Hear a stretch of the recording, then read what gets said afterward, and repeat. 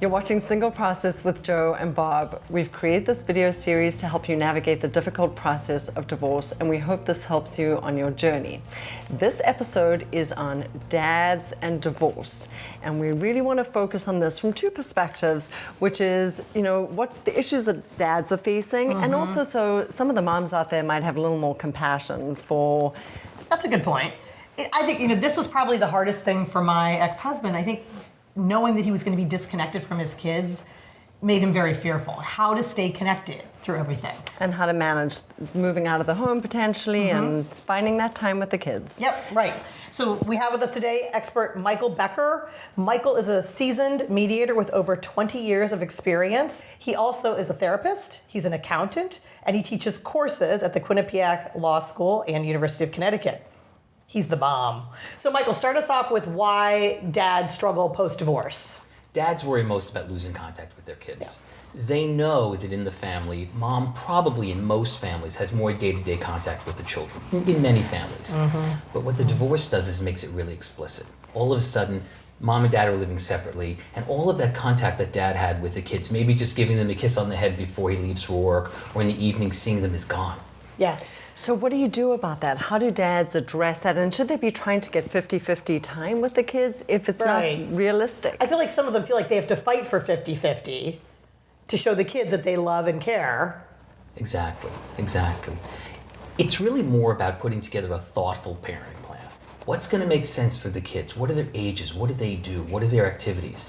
Where's mom? Where's dad? Logistically, where is everybody? And what can really work?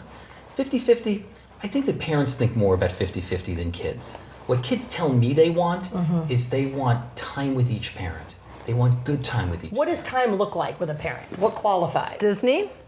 Yeah, it doesn't have to be at some big event every weekend, right? I feel like a lot of dads do that. They plan like this whole fun weekend. I think dads do that sometimes because they feel that they have to try to make it fun to be with them, because they're worried that if it isn't fun, then the kids won't want to be with them at all. But when you're taking your kid to a soccer game and you just grab an ice cream with them afterwards, or you just stand on the sidelines at that soccer game in the rain or whatever it might be, to your kid, you're there for them. That's good. Yeah. When you're driving them someplace and two of their friends are in the back seat, if you're like me, you listen and you hear what the kids talk about, because they forget about you in 2 seconds. And that puts you more in their lives. Just being with them in their lives as it is really what kids want. So what do moms need to know about this to support all that? I think what mom needs to think about is what strengths dad brings to the parenting relationship. Mom brings certain strengths, dad brings certain strengths. And when you're married, you just sort of bounce off each other and you don't even realize what you're doing. Right. But in divorce, again, when people live separately, you can be much more explicit. So there may be things that dad does better than mom. In my family, for example, mom's the math major, I'm not. So when it comes to doing 10th grade homework, for example, math homework, I'm the wrong guy. Yeah. She's good at that. I can help my daughter with her French homework, for example. So we figure things out. I think this is where technology is such a great thing, and we should talk about that, because I can't do math either. And I get my kids to Skype with their dad and let him help them with their math homework, and it's a point of contact for them too. The other thing you've done is she copies her ex-husband on all the emails, the school correspondence.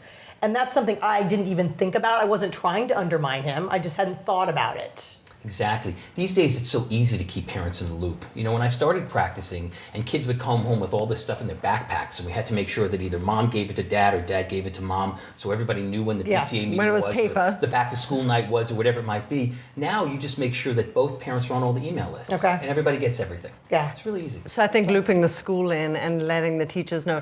What about the fact that dads often move out of the marital home, they may even move out of the community, and it becomes very hard for them socially, becomes hard for them to create play dates with kids, and I think this is why dads remarry in like a nanosecond post-divorce.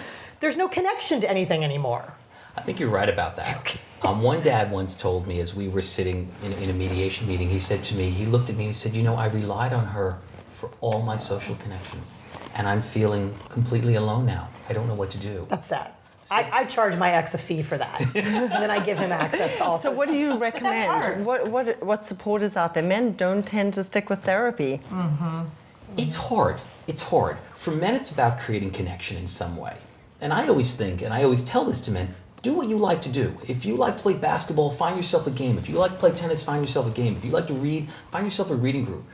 If you don't like to do any of that stuff, go to a professional meeting or a networking meeting. But some way that you can get yourself out in circulation so that you don't feel so alone. Yeah. Because if you feel better about yourself, you're going to be a way better dad for your kids too. What about giving your kids cell phones so they have better access to dad? Absolutely. Again, the technology is so cool these days. Yeah. You can FaceTime, you can text, you can always be in contact even though you're not there. It's not the same thing, but it makes a big difference. I have one family right now where every night before the children go to sleep, when they're at mom's house, they FaceTime with dad for a few minutes, alone. And so they get a little bit of alone time every night, even if he's not there. That's nice. What are the support groups? I mean, are there support groups for men out there that you would recommend, or do you encourage men to continue to seek therapy of some description post-divorce? There are support groups for men for sure. There are men's divorce groups, post-divorce groups, and they're good. And I think for men it's really good because men don't talk to each other the way women do.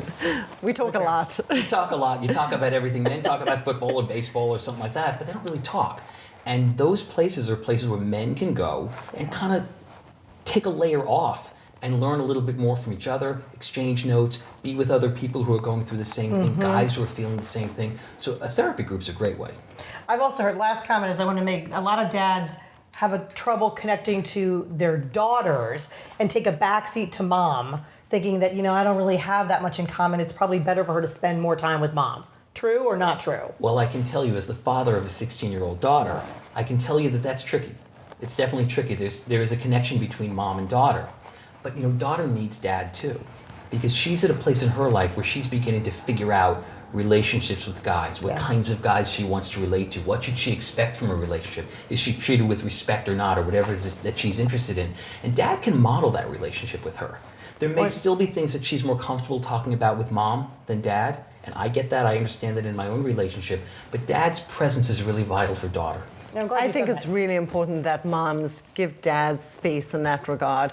And I think sport or activities can be a great overlap too. No, and I love what you said about see the strengths in dad. He's very different. What he provides is very different than mom. Exactly. So celebrate that. Exactly. It's great. And your kids need both parents. Great. Right? Agree. Thank you very much for being here with us. Terrific. For more information on how to support dad in the post-divorce, visit our website at singleprocess.me.